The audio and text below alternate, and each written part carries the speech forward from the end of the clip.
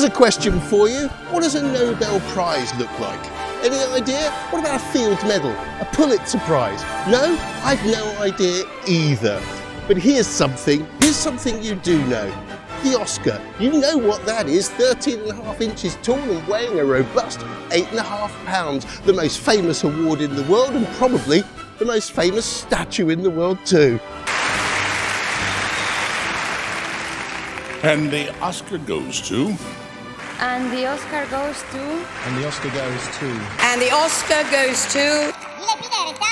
And the Oscar goes to... And the Oscar goes to... And the Oscar goes to...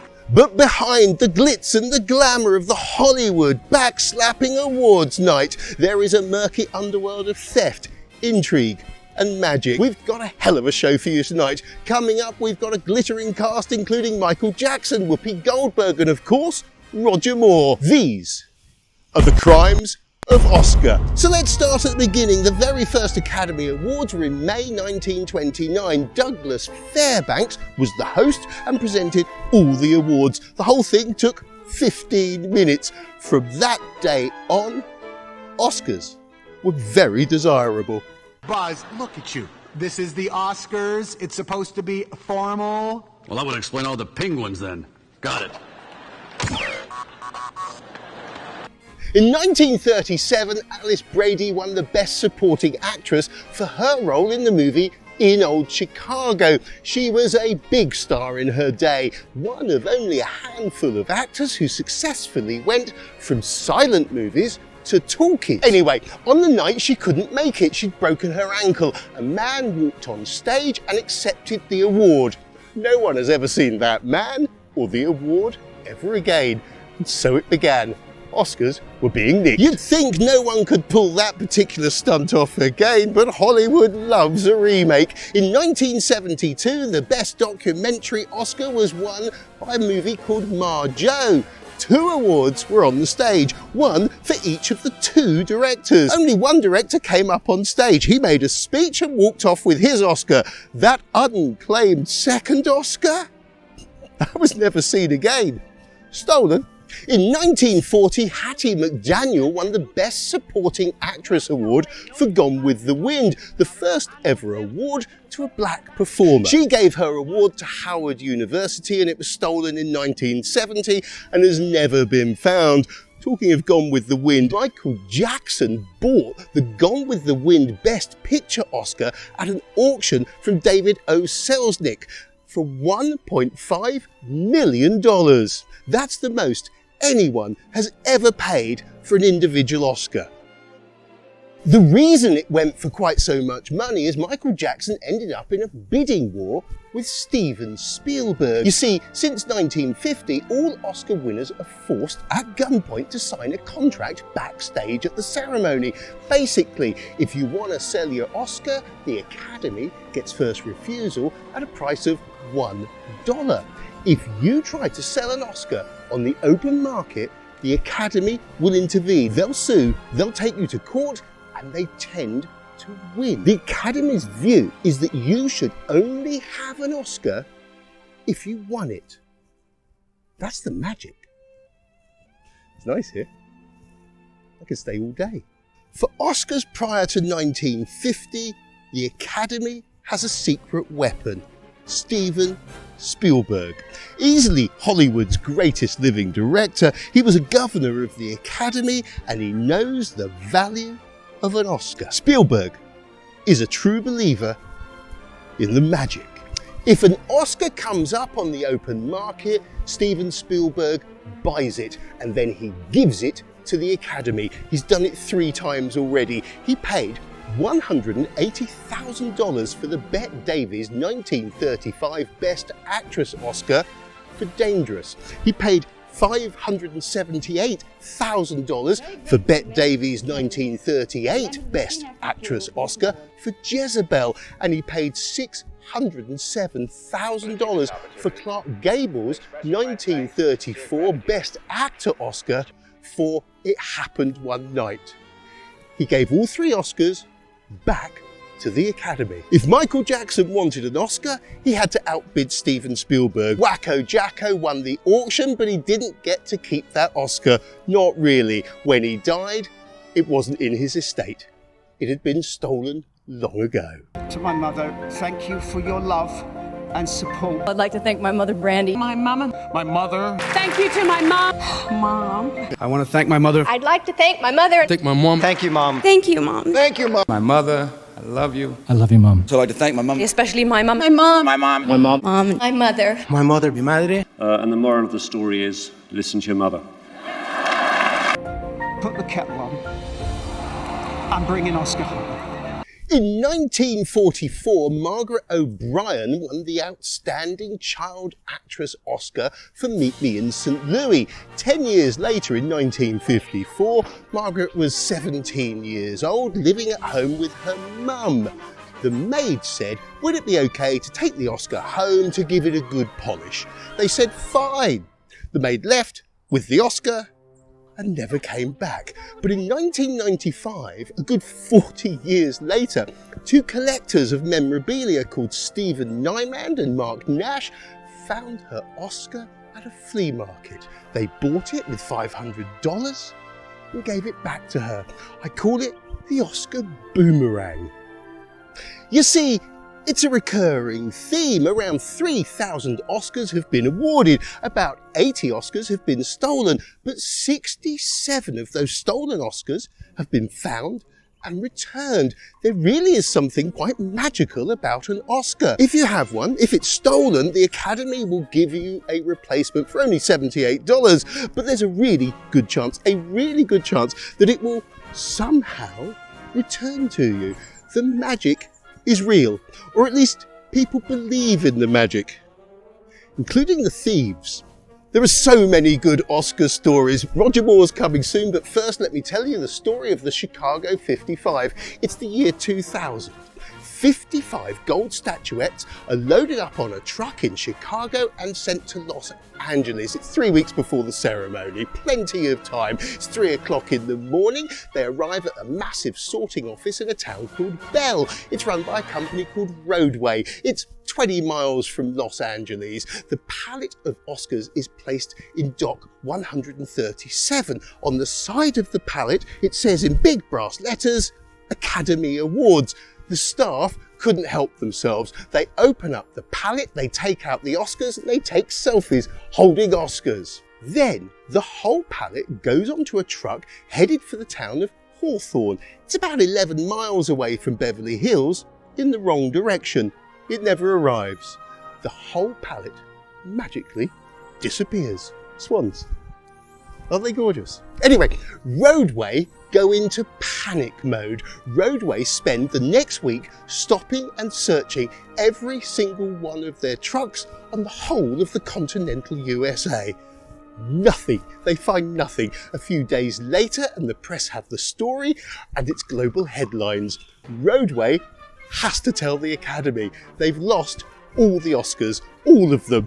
The Oscar ceremony is only 12 days away. There are no backups, there's no spare Oscars, there's no cupboard with 55 Oscars in it. The company that makes them says, we can't make that many Oscars that quickly. The Academy asked the LAPD to help them. They can't help. They asked the FBI. They turn up nothing. Roadway don't know what to do, so they put up an award of 25 grand. Two lawyers get in touch and claim the money. Roadway aren't arguing, they're not asking questions. They just make out two checks for $25,000 each.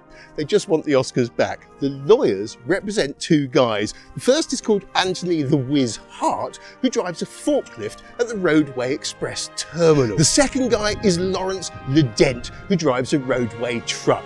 They were both working at 3 o'clock in the morning. They've nicked the Oscars and they've stashed them at the house of a guy called John Willie Harris. Look, LeDent and Hart are small-time crooks. The theft is all over the news. They've no idea how to sell them, and the heat is on, as they say in the movies.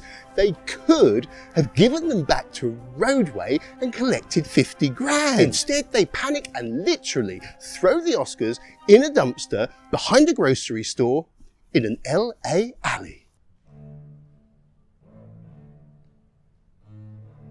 Hours and hours go by. All is quiet.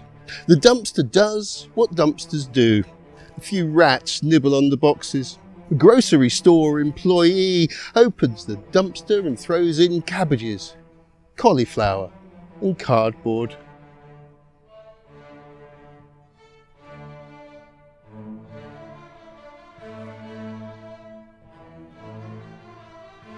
And then, 12 hours later, along comes a man in a hat. He's a dumpster diver. His name is Willie Fullgear. Willie is broke and just trying to feed his little boy. Dumpster diving is not a vocation. He came to LA with dreams of being a star. It hadn't worked out. Willie climbs inside the dumpster and starts searching. Just behind the 4 for Less food store on the corner of West Venice and Southwestern, Willie is rummaging around. Under rotting cabbages, he finds 52 of the 55 missing Oscars. The whole world goes nuts. Willie is declared a hero. Roadway give him the $50,000 reward. The Academy buy him a new suit and a new hat and invite him to the ceremony where Arnold Schwarzenegger himself shakes him by the hand and calls him a star. Billy Crystal, in the opening monologue, says he saved the Oscars. And we could not have a show without the man himself who found the missing Oscars, Willie Fullgear, sitting right over there. Hey, now,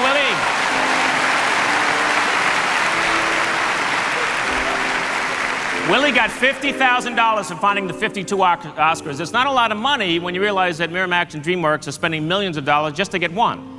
This is a Hollywood story, so here's the moral. The Dent and Hart and John Willie Harris got 6 months in prison and fines of $50,000 each. Fullgear put his $50,000 in a safe and went to visit his family. When he got home, the safe was gone. Here's the twist. John Willie Harris and Willie Fullgear were brothers. Make of that what you will. You know, and that's about it. So I said, Eric, let's fly to LA and shoot it there. And he said, no, we can't do that. I said, well, what about if we go to Leicester Square and we shoot it there? We shoot it in Leicester Square, you know, it looked great. Get a real red carpet. He said, no, you can't do it there. I said, what about if we got a real dumpster? Now you'd think that couldn't happen twice, but there's always a sequel in Hollywood. In 2002, Whoopie Goldberg sent her 1990 Best Supporting Actress Oscar for Ghost back to the Academy to be polished and replated. They sent it on to Chicago in a box. The box arrived, but it was empty. Her Oscar had been stolen. But then, miraculously, within a few months, it turned up in a trash can at California's Ontario airport. Not the best sequel, but true. Black tie. Gotcha. Hey, will you get on with it? Will you two dummies hurry it up? You know when you hear Oscar winners on the telly saying they ain't gonna let go of the statue? They mean it, and they say it for good reason. In 2018, Frances McDormand won the Best Actress Oscar for 3 Billboards Outside Ebbing, Missouri.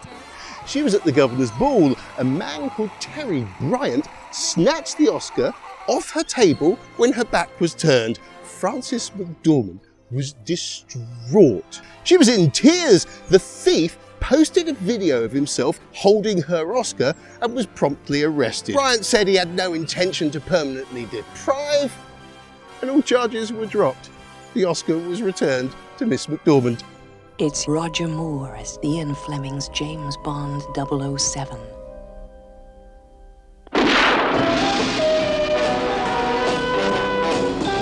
It's 1973 and the 45th Academy Awards are ongoing. The Godfather is going to win Best Picture. Liza Minnelli has already picked up the gong for Best Actress for Cabaret. Roger Moore walks onto the stage looking very sophisticated. You're quite right. In his arms, Ingmar Bergman's muse, the Norwegian actress Liv Ullmann. There's a hush. You see, Roger's there to hand out the Best Actor award. A tight category, possibly the tightest ever. Listen to this. I think we should say that those nominated for the best performance by an actor are Marlon Brando for The Godfather, both Michael Caine and Laurence Olivier for Sleuth, Peter O'Toole for The Ruling Class, and Paul Winfield for a movie you might never have heard of called Sounder. Great movie. 4 great movies, 5 great performances. Marlon Brando wins for his performance in The Godfather, but he doesn't collect the award. Instead, Sacheen Littlefeather, the president of the Native American Affirmative Image Committee, goes up on stage and refuses the award on behalf of Marlon Brando. She makes a speech. It's a good speech, dignified, reserved. Native Americans have been maligned by the movies, she says. Hardly controversial now, but back in 1973, she's booed. The audience are furious. And the reasons for this being are the treatment of American Indians today by the film industry. Excuse me.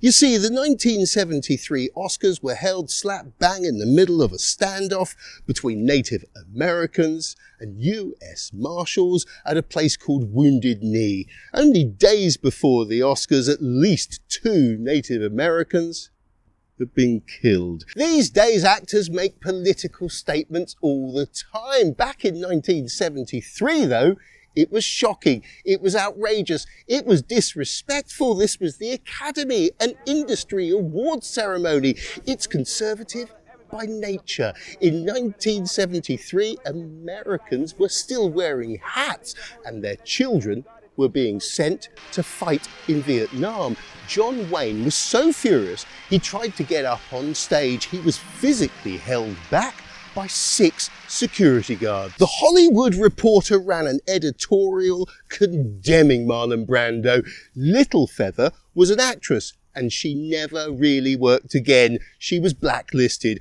The Academy did apologise to her. 48 years later, in 2022, remember, this was a perfectly valid protest. She was right.